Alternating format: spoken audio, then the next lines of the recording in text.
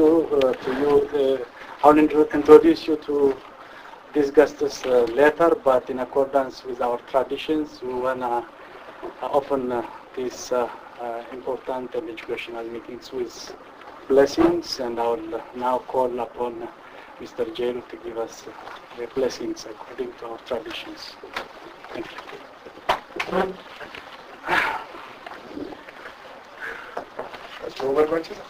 Yeah. Excuse me, I have to say a few words. The majority of the people are namoonni booda dhufan achi duubaa ta'anii akka as dabarfanii kana guutuu baatan as godhan yaadachiisu waan. You can come to the front.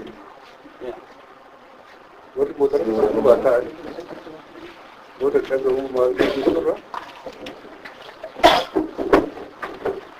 Ayya akka ooltan egaa fayyaa qabna jechuu wayyaa waan nagayaa kanarra dhugaatti Oromoodhaaf waaqa komachuu odoo hin ta'in nageenyi bakka baay'eetti booraa jira. Oromoonni biyya keessattis biyya alaatiittis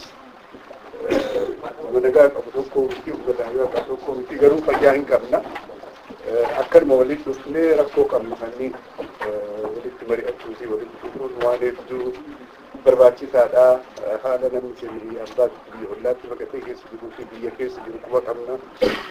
Har'as kaleessas guyyaa kaleessaa kan Oromoota hedduutu sababa adda addaatiin sababa amantiitiin mootummaadhaan ajjeefamanii masjiida keessatti jimaata kaleessa bakka adda addaatitti rakkoo adda addaatu ba'aa jira. Rakkoo kana hundas dandeenyu qabsoo irratti goona. Qabsoo godhuufis tumsa gaafannu waaqa nu uume. Waaqayyo nama hunda wal qixa uume. Hunda ilmaan isaatiin jaalata. Qabsoo goonu kanas tumsa kanas yoo waaqayyoon tolfamu gaafannee tumsa arganne bakka nu gaha. Yoo kadhannu immoo waaqayyo kadhannu waa'ee waaqeffannaa kananii jechuu barbaada. Oromoon hundi waaqeffannaa jechuu barbaada. Maaliif? Waaqeffannaa jechuun afaan Ingiliziitti worship jechuudha. Akkaataa itti waaqeffannutu adda adda malee amantii musliimaa hordofus, kiristaanaa hordofus, amantii aadaas waaqeffannaa san aadaa qofaaf dhiisuun barbaadina. Warri amantii aadaa hordofan sunis hundi waaqeffannaa waaqa duubatti amanu. Waaqayyo immoo yoo qulqulluun kadhanne garaa qulqulluu yoo kadhanne dhagaas. Kanaaf hammeen of keessaa qabnu wajjibbaa qabnu jidduutti rakkoo nuti jiru kana walii dhiifama goonee yoo kadhanne jalaa dhagaa. Waaqayyo kadhaa kennan haa jalaa haa dhaga'u, rakkoo kennan haa dhaga'u. Rakkoo kana keessa akka itti baanu immoo malee inni nu haa dha'u, karaa inni nu haa fiddu. Isa biraa hedduu salphaadha. Warra nu miidhu kan warra irra dhufee nurra qubateetti humnaan gannu qabe kana isaan ogeessa dhukkuba itti kaasee yeroo gabaabaa keessatti argina. Asiin duras mootummoota asiin dura dhufanis akka itti garagalchee yeroo gabaabaa keessatti dhuma. Ammas tumsa isaan gaafanna. Warra garaa qulqulluu waaqayyoon kadhatu rabbi nu haa godhu, waaqayyoon jalaa haa dhaga'u. Walgahii keenya immoo warra hubatu, warra dhugaa dubbatu rabbi nu haa godhu. Ka'ee nagaatti galaa galatooma.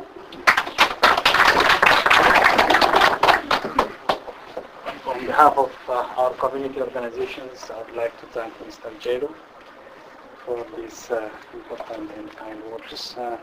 Now I would like to introduce our first guestess on my right side, Ms. Ilona Kelly. Ilona is the Individuals at Risk campaigner for Africa and the Middle East with Amnesty International USA. She has been with Amnesty for over 7 years and specializes in creating campaigns, strategies which seek to ensure human rights are respected and protected globally. Thank you for coming. Thank you very much. And the title that she's going to give us a briefing on is the role of Amnesty International and its experiences in protecting human rights violations in Ethiopia in general and in Oromia in particular. And our second speaker is going to be Mr. Habtamu Dugo. He is a senior fellow of human rights at the Independence Institute. He is also a graduate student in conflict resolution at George Mason University. Habtamu has contributed academic articles and opinion pieces to the American Chronicle, Sudan Tribune, Gada.com, and Oromo Press. He has spoken at conferences on the subject in the United States and South Africa. Welcome, Mr. Habtamu. And the topic that he's going to speak on is going to be beyond the human rights, Oromia and Ethiopia at risks of instability and politicide and genocide. Our moderator is going to be Mr. Tasfa Guma. You know him, our community members, one of our active community members. And on my left side is Mr. Kuma Mamne, is also one of active community leaders. Welcome all. And now I'll call upon our board president, Dr. Dasta Yabasa, to give a short welcoming remarks.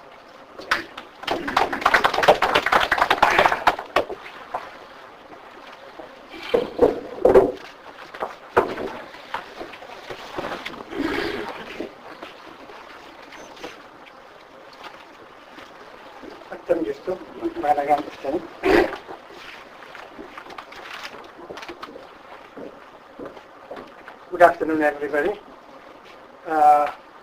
Dear guests, Oromo Community Board of Directors, Executive Committee, and all members of Oromo Community Organization. On behalf of Oromo Community Organization, Board of Directors, Executive Committee, I would like to welcome all of you today on today's forum on human rights issues on the topic of the role of Amnesty International and experience in protecting human rights violations in Ethiopia in general and in Oromia in particular. The Oromo people constitute the single largest national group in Ethiopia Empire and the Horn of Africa. Despite this, Oromos are subject to indiscriminate killing, imprisonment, torture, and gross human rights violation under the ruling Tigrayan People Liberation Front TPLF. Oromo Community Organization is a 501c3 non-profit organization established in 1988, and its main mission is to help its members to smoothly transit, integrate, and become productive citizens of America, and promote the development of Oromo culture, history, and historical heritage. It is key objective. The Oromo Community Organization key objectives are provide basic social service like immigration support, education, health, awareness, and so on. Promote self-help and social assistance among the Oromo residing in Washington D.C. area, and foster and maintain good relations with other humanitarian and government. During this forum, our guest speaker, Mrs. Ilona Kelly of Amnesty International USA, and Mr. Habtamu Dugo will explain to our community members about human rights issue and how to prevent and end grave abuse of human rights and to demand justice for those whose rights have been violated in Ethiopia in general and in particular in Oromia. I hope there will be various human rights issues related questions that may be raised by our community members and would be discussed. The vision and the work we have begun with Amnesty International, I hope this forum will strengthen our future of collaboration between Amnesty International USA and Oromo Community Organization. I strongly believe that this forum on human rights issue is a great opportunity to learn about various human rights issues, in particular in Oromia. In conclusion, I would like to express my deep gratitude to our guest speakers, Ms. Ilona Kelly and Mr. Habtamu Dugo. I also would like to thank our Mangudo Committee for initiating this important human rights issues and tirelessly working for success of this forum. And I also thank all board members and executive committee who worked for this success of this forum tirelessly. And I would like to thank all members of Oromo Community Organization who came and participated on these important issues. Thank you. And finally, I will invite Professor Sfa to moderate and lead this forum. Thank you. Thank you, Dr. Desta. Our program will be in two segments. One is allocated to presentation, and the other one is a period for question and answer. Before we get there, the background of this forum is based on the recommendation made by the Mangudo of OCO community. Leaders community. Mangudo is elders. Mangudo means elders. And as soon as we heard that Amnesty International had visited Ethiopia, and being fully aware of a century and a half history of Ethiopia and the subjugation, close to 50 to 60 million Oromos in the Horn of Africa under another country's subjugation, unknown to the world, unrecognized by any world community, and yet the second largest human society in Africa, is now starting to show itself. And when we heard that Amnesty International visited Ethiopia, we said this is just exactly what the doctors ordered. And we are happy to have you here. We are hungry to hear what you have to say, especially from foreigners, outsiders' point of view. And what you think, what you have seen, the good, the bad, and of course, the ugly. And we would like to have your sincere opinion where we are today in as far as the Oromo nation is from your point of view, and hopefully what should be done to improve the situation. Next to Ms. Ilona is Habtamu, and he will speak to you hopefully in a more understandable Oromo point of view. Thank you. Time is yours. Oh, wonderful. Well, thank you so much for having me here. Can everyone hear me okay? Yes. Okay, great.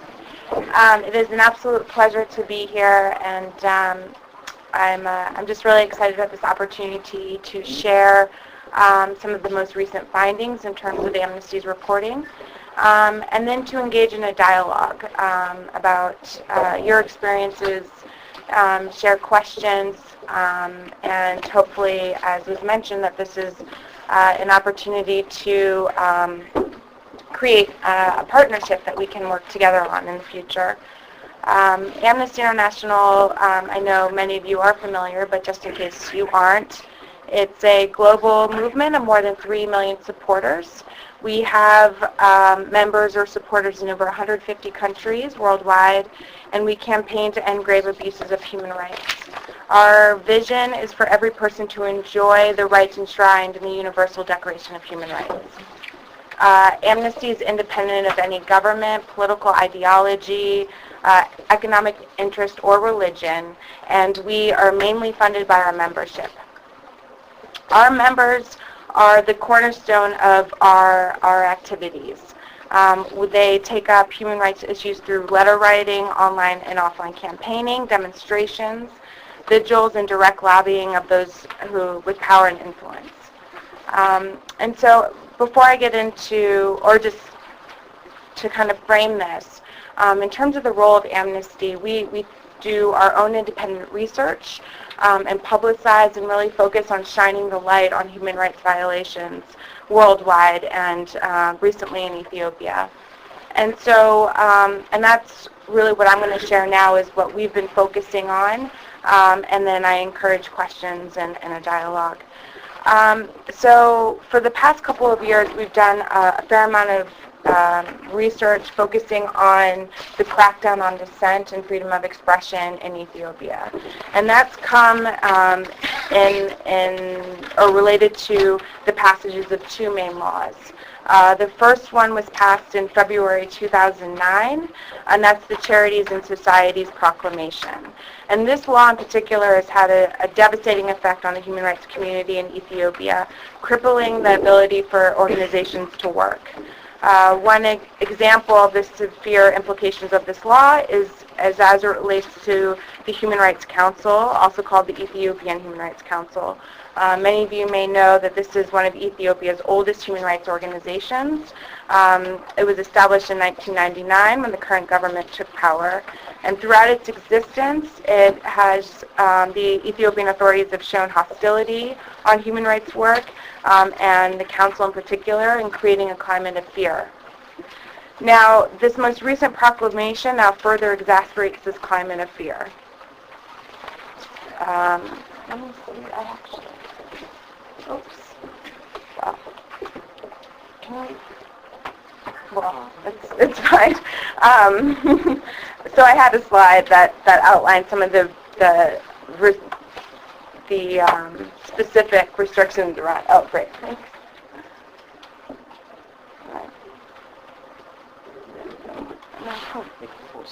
Yeah, can you do that? Oh, good. Great. And so because of the restrictions placed through the proclamation, this organization in particular has been unable to fund a number of its branches. It's been forced to close 9 out of 12 offices, and it's had to cut 85% of their staff. Because of this and the capacity has been limited, they've had to remove certain pieces of their mandate, including election monitoring, and their bank accounts were frozen, which has cost them over $500,000 in US dollars. Additionally, because of the persecution, many of the staff has been forced to flee, including the executive director. So this is just one example. So many other human rights organizations have also been forced to close down. So in conclusion around this piece of this, civil society, particularly NGOs working on human rights issues, are essential to upholding human rights, equality, and justice at all levels of society. And so therefore the impact of this law has therefore been to substantially undermine and weaken the promotion and protection of human rights in Ethiopia. So the second law that's had devastating consequences for human rights in Ethiopia was passed also in 2009 in July. And that's the Anti-Terrorism Proclamation, which has resulted in severe restrictions on freedom of expression, peaceful assembly, and the right to a fair trial. At the foundation of this is pretty much, it includes an overbroad and vague definition of terrorist acts. And so, for example, a definition of encouragement, quote-unquote encouragement of terrorism, that makes the publication of statements likely to be, again, quoting from the proclamation, likely to be understood as encouraging terrorist acts are punishable by 10 to 20 years in prison. This provision then means that any critics of the journalists, such as political opponents, journalists, anybody pretty much can be in charge for encouraging terrorism. And unfortunately, that's what we've seen happen. So For example, in June 2009, the Ethiopian government charged at least 33 people under the Anti-Terrorism Proclamation. Additionally, later in 2011, at least 98 members of the two Oromo political opposition parties were first arrested and then charged. So really, these two laws together have really severely limited individuals' freedom of expression and specifically their ability to criticize the government. It is in this context that the government of Ethiopia continues to be responsible for widespread human rights violations. So as I just outlined, these two laws have helped institutionalize a climate of fear. But then the government authorities also continue to promote this climate of fear as well. For example, in October 2011, Prime Minister Meles publicly announced that further arrests of opposition members would take place. And he kept true to this promise, and during the first week of December alone, 135 people were arrested in the Oromia region, mostly belonging to the two main opposition parties. So essentially the government is sending a chilling message to opposition politicians, to journalists, and to really anybody who wants to speak ill of the government. And their message is, keep quiet, don't ask questions, and if you do so, you risk arrest and imprisonment. So here are just some brief stats. I mean, since these two laws have been passed, the arrests have been increasing, and there have been so many, it's honestly hard to keep track. Also, the government doesn't always publicize the names of people who are arrested. So in terms of stats, it's as I said, it's hard to have a comprehensive number. But last year, as I mentioned, the big arrest, there was 98 members of the two largest Oromo political parties were arrested and later charged. Additionally, there were widespread sweeps in March and April, and then August and early September. Arrests then continued to be reported in September and October, and representatives of other groups of the government were also arrested, and that includes a large number of students who from the Oromia region. And here are just some highlights. So Amnesty International continues not only to work on working against the human rights violations on a systemic level, but we also work on behalf of individuals. And so here I've highlighted some specific names. This is not doesn't reflect the only people that we're working on behalf of, just some. So in conclusion, what are our recommendations?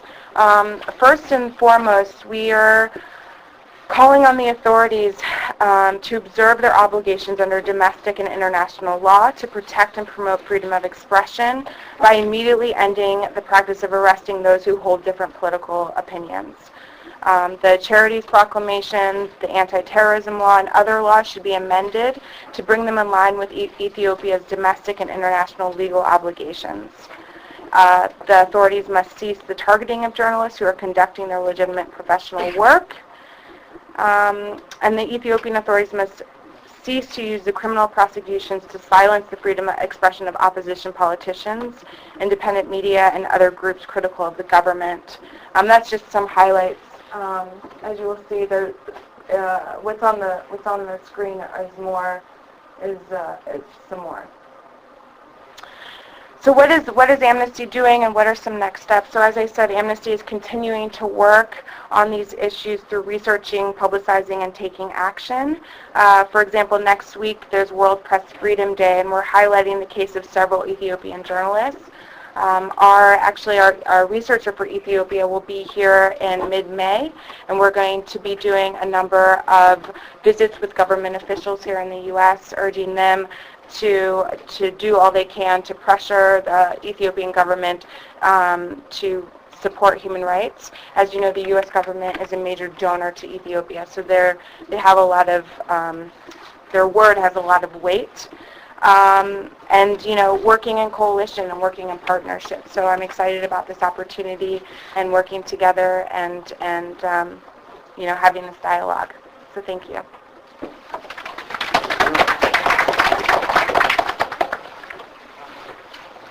Before we go into asking her any question, I prefer that Habtamu present his paper, and then you can all ask him or her simultaneously, in other words, rather than go to one to the other. Habtamu? Switch.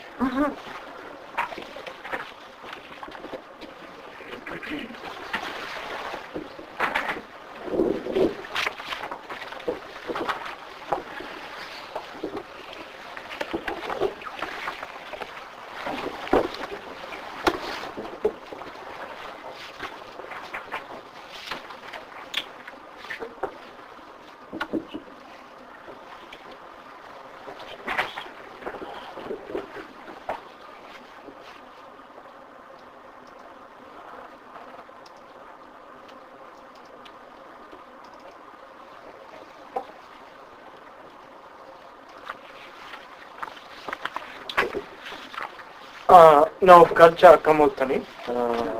So, just for the sake of our guest, I'll be speaking in English.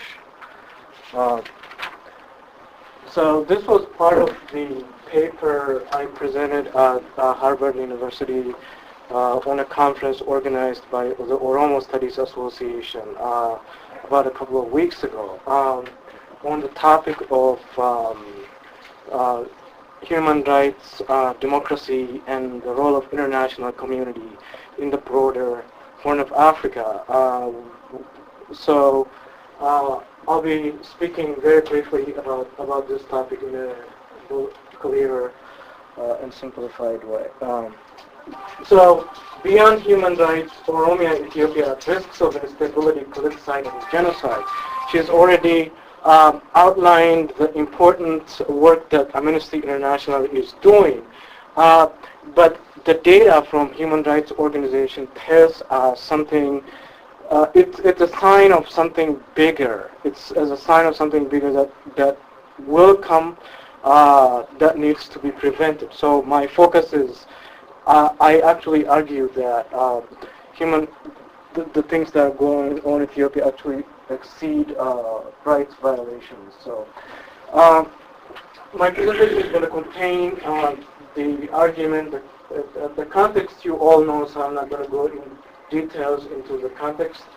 And then it's going to contain predictions of genocide, politicide, and instability. And then I'll present cases of Ogaden massacre, and then the cultural genocide in Oromia. And then I'll conclude with the role of the international community.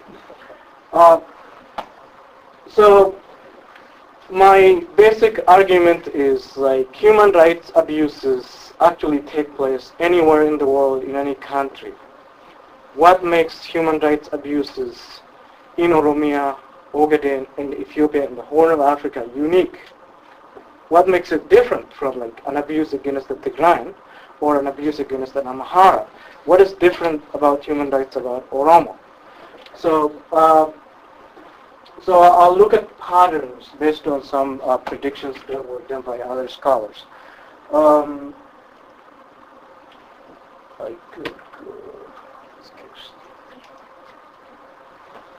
So, can actually human rights violations explain the actual and potential threat to the collective survival of the Oromo people?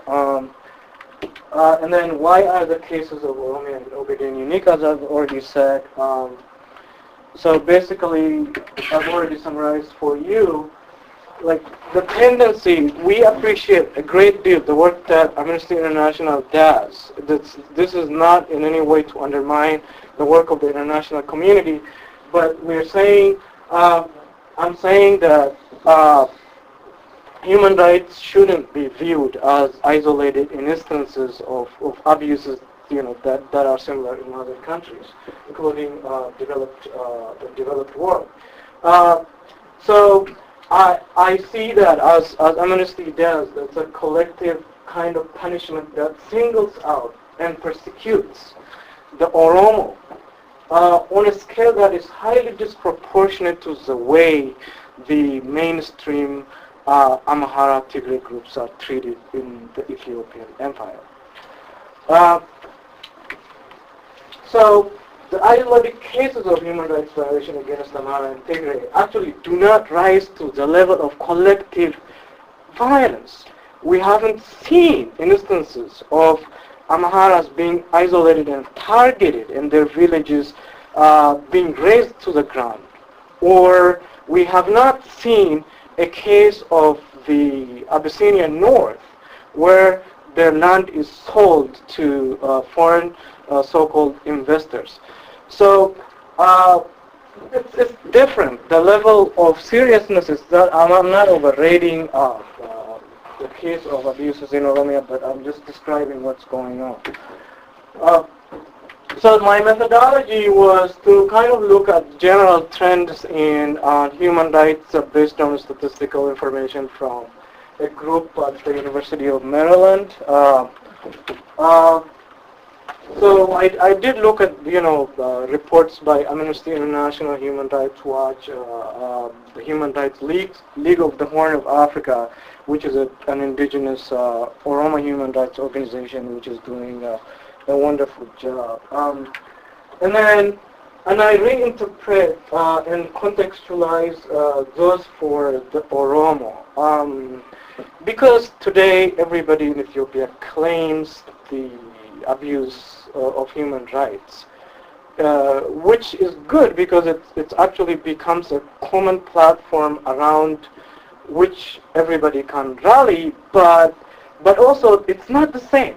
It's important to make a point that rights abuses are not the same. So the scale is absolutely different, and we want to call attention to that.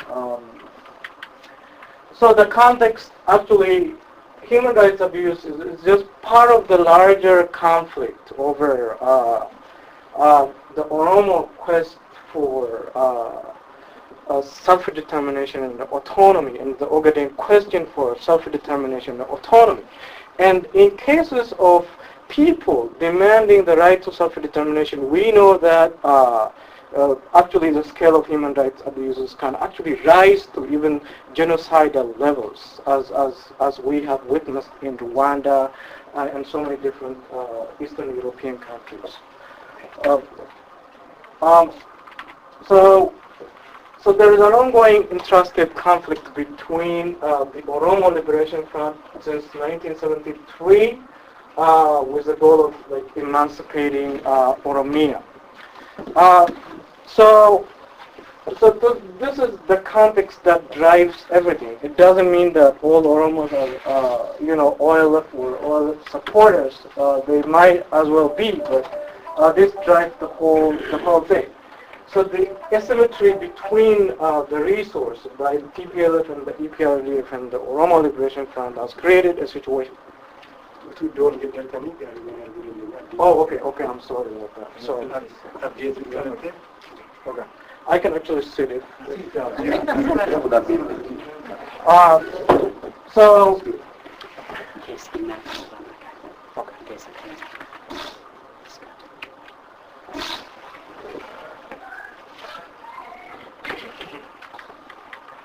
so what the tendency that we see is the Ethiopian authorities, the regime, is equating the identity of over 50 million people with the identity of a group that's fighting for the freedom of those people. And that's the danger. Like every Oromo, whether you are a member of OLF or not, you're considered an OLF. And then that is part of what drives the whole situation. So, so basically, the scholar Barbara Harf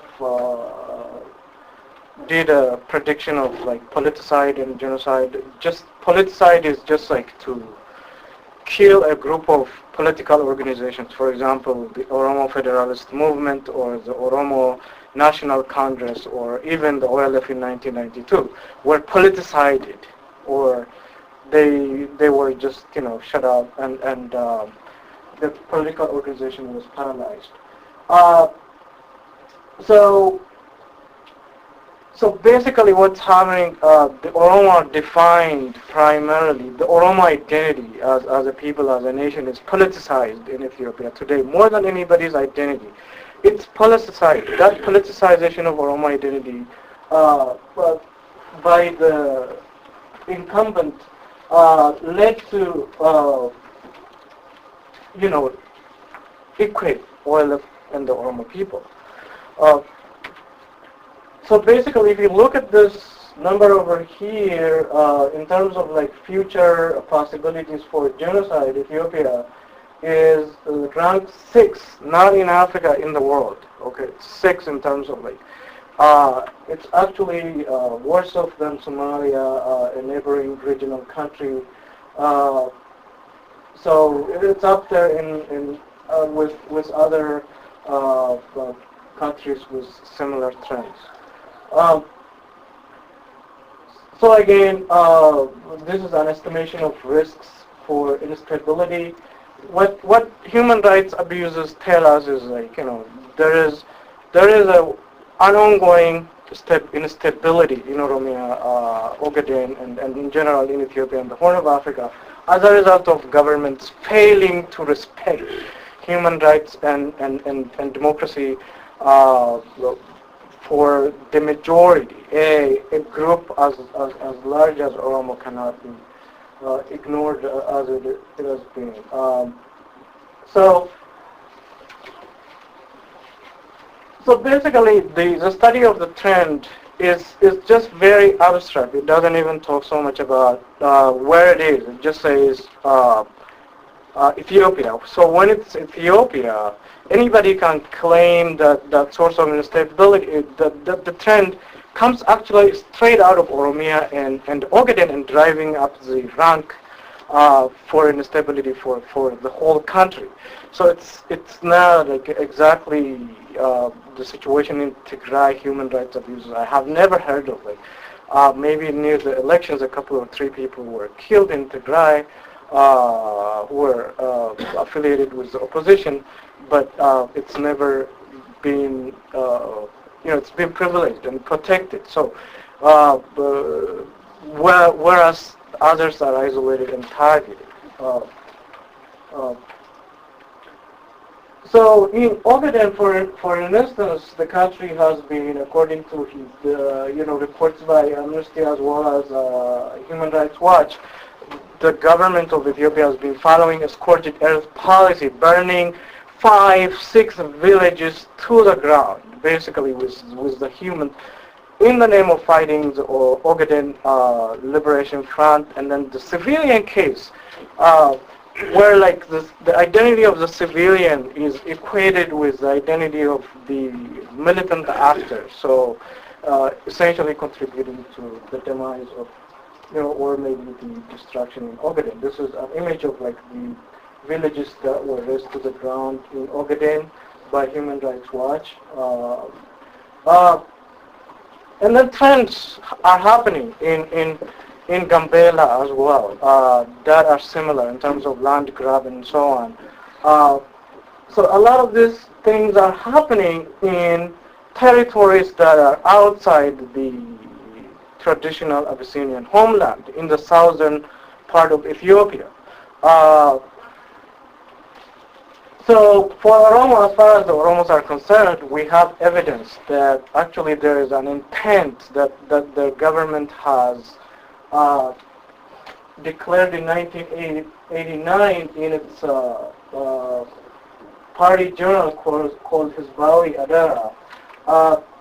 In order, what is abusing Oromo is not just being seen by the government as a way of just silencing a few people, but it's also being seen as a way of finding a lasting solution. This word is a very, it's a kind of word that's common in genocidal violences. Lasting solution means a number of things. It could be eliminating a group in part or in whole. So when you do that, you're actually following a Nazi-style thing that probably, people like fascists were using languages like finding final solution. Is like you cannot, by eliminating people. That's what happened to the Jews in Germany during the Second World War. So basically, the numbers, I just deliberately provided a very deflated small figure from the Oromo Support Group, a UK-based group that's run by Dr. Trevor Truman. He's an Oromo hero. He's a British superhero who promotes the case of Oromo human rights in England, as well as, he's very actively involved.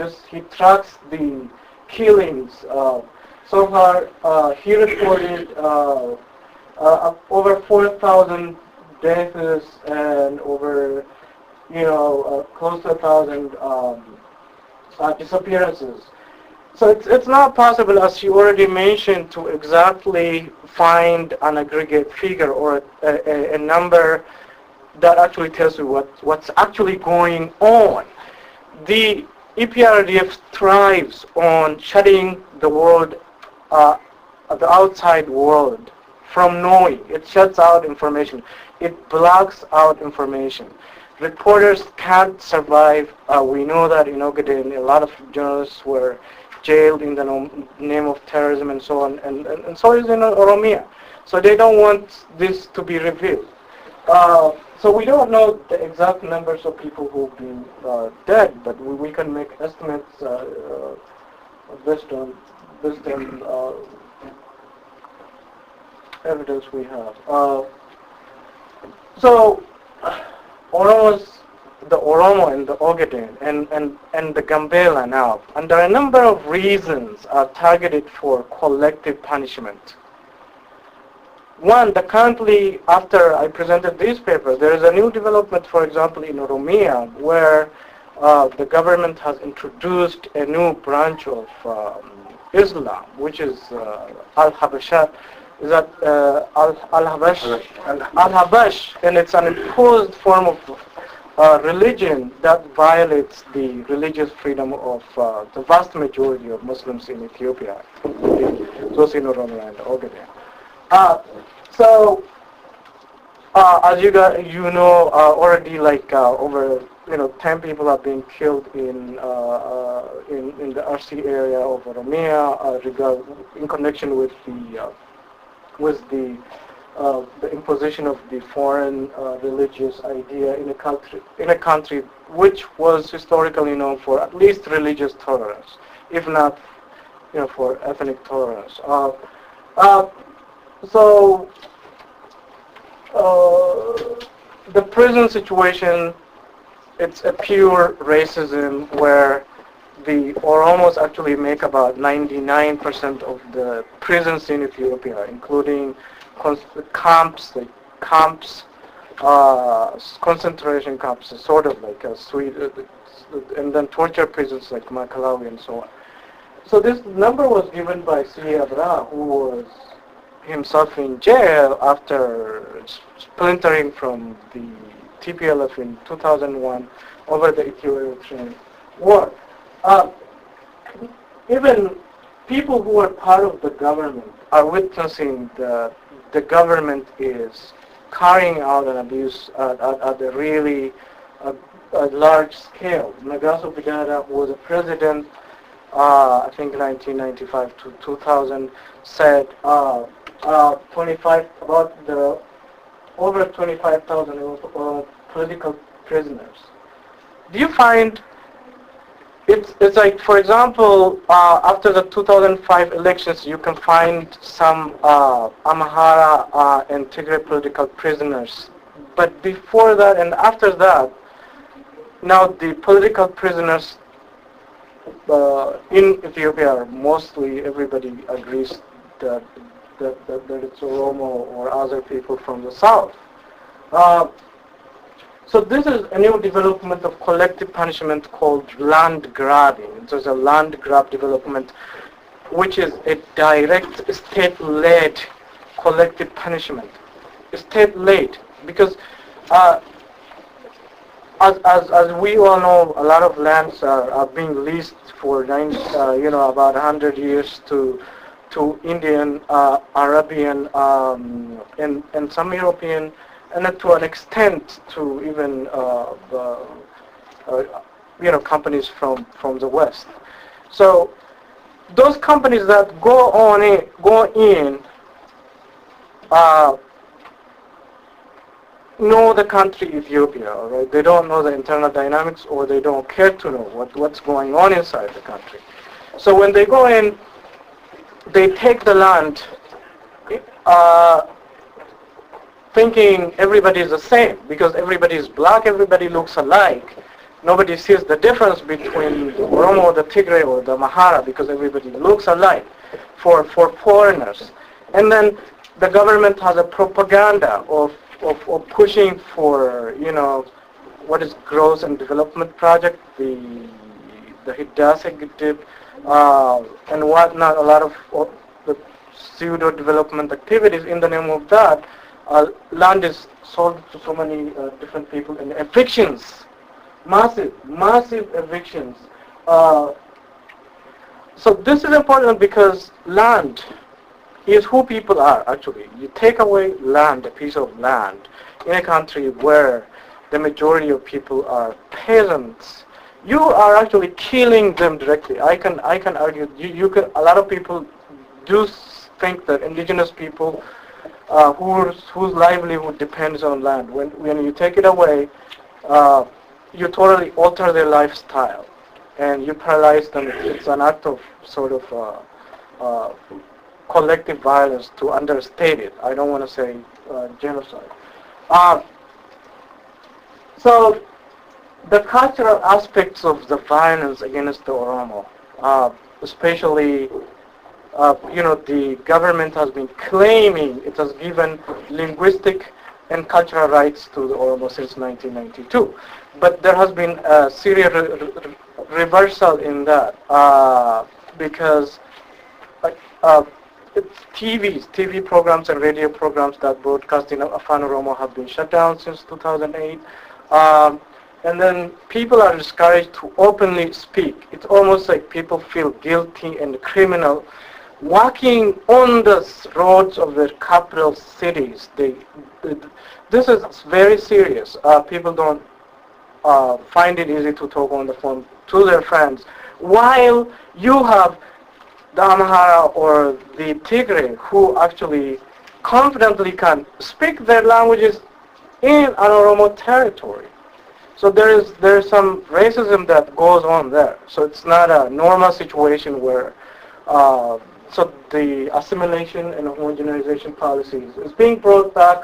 A lot of organizations, including civil society, non-religious, independent organizations like the Majatulama organization, have been shut down as a part of the wider plan to cripple the organized capability of the Oromo. And then the indigenous religion, Wakefana, has been denied the license to legally register and run its activities, and it's been closed down now. So on the cultural aspect, there's a lot of work that's going on. In many parts of Eastern Oromia, as well as Western and Central part, students are under serious bully from securities, the police, the children of the Abyssinian North, not to speak their languages. There have been attacks in some schools. I don't want to go into the details. So there is a widespread trend of exiling important Oromo leaders, that if they, exiling Oromo leaders who could contribute to the regional as well as national economy.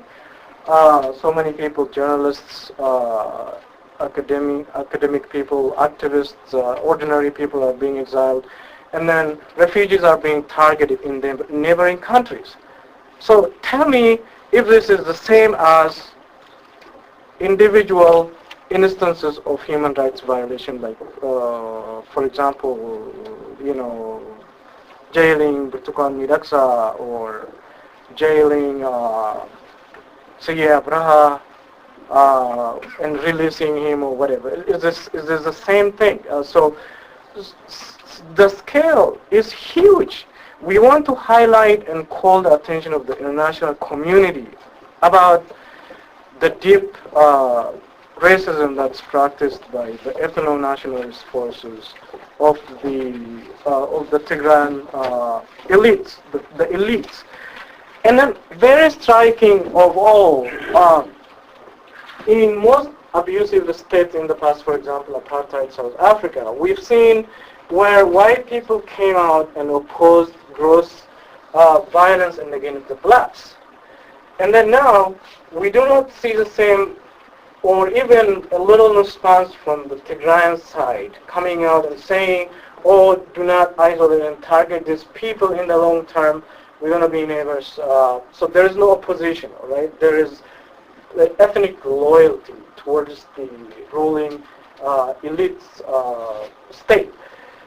So again, if you don't have dissidents from your group, a group that's 4 million people, Tigrayans who are 4 million people, I don't think they all have the same opinion about human rights on Oromo, but the elites manipulated into fearing the Oromo and the Ogaden in the south. And they tell them, in fact, Meles Zenawi tells them, if I'm gone, you're finished. It's over. The Oromo, the Amhara are going to come and kill you. So this is a kind of mobilization that shows a sort of genocidal mobilization. And we've seen that in Rwanda. But if this is not prevented, so the focus is on prevention, we certainly, it's surprising that they're quiet while other people are isolated and targeted. So basically, the international community, as you already said, the United States and the United Kingdom and the EU and now China provide a lot of aid to Ethiopia. I don't want to quantify that. And that aid has different names. It could be in the name of, for example, decentralization, where the money is actually used to evict peasants from their lands and sell it to other people. So basically, the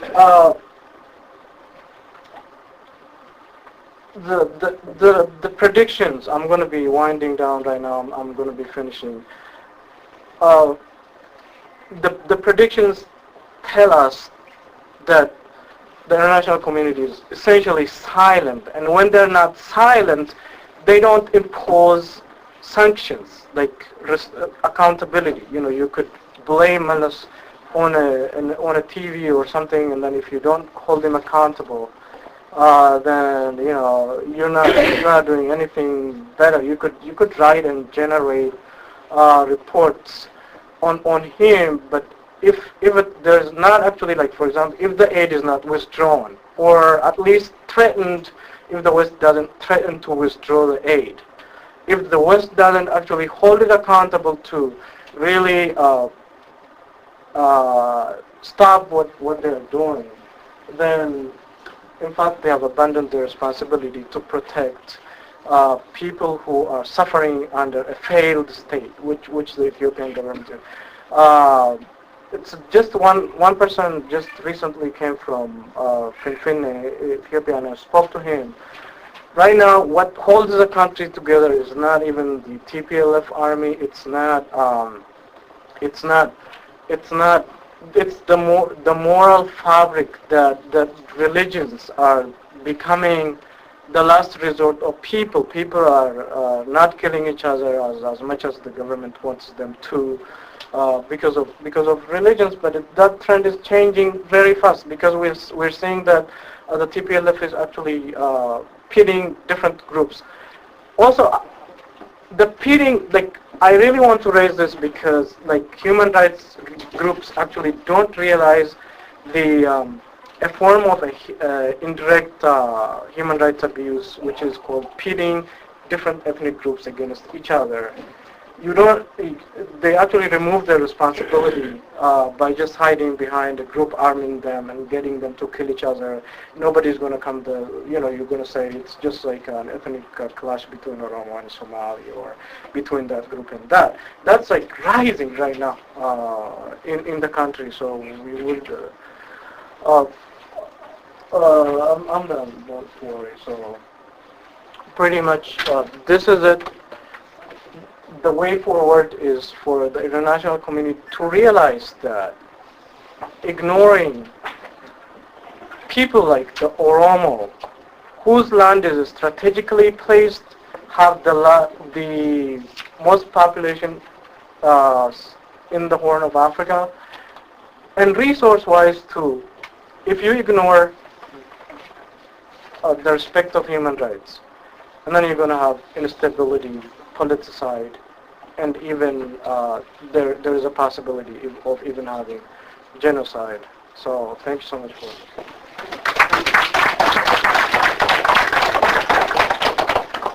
Thank you, Ilona. Thank you, Habtamu.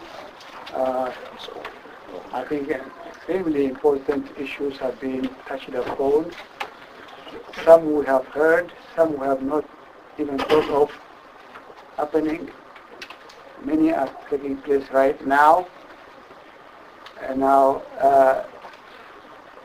the reason for discussing problems is to be in search of solutions.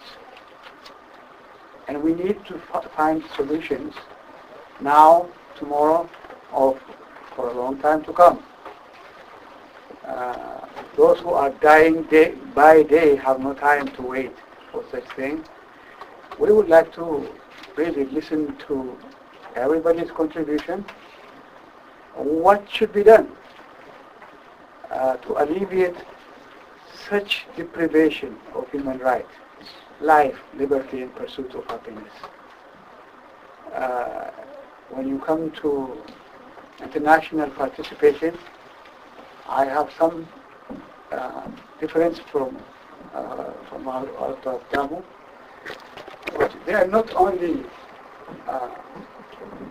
should not be asked to withdraw their support. In fact, they are in absentia, conducting silent conspiracy to support those suppressions in the country by paying them to do so. We know that State Department put out publication that the Wayane have got $11 billion out of Ethiopia in their name. Where does that money come from? You tell me. So let's try to discuss the solution to these problems. And what would you suggest in that situation? I leave the questions to be asked by you people. Kuma will take the name of commentators or questions. You will be given time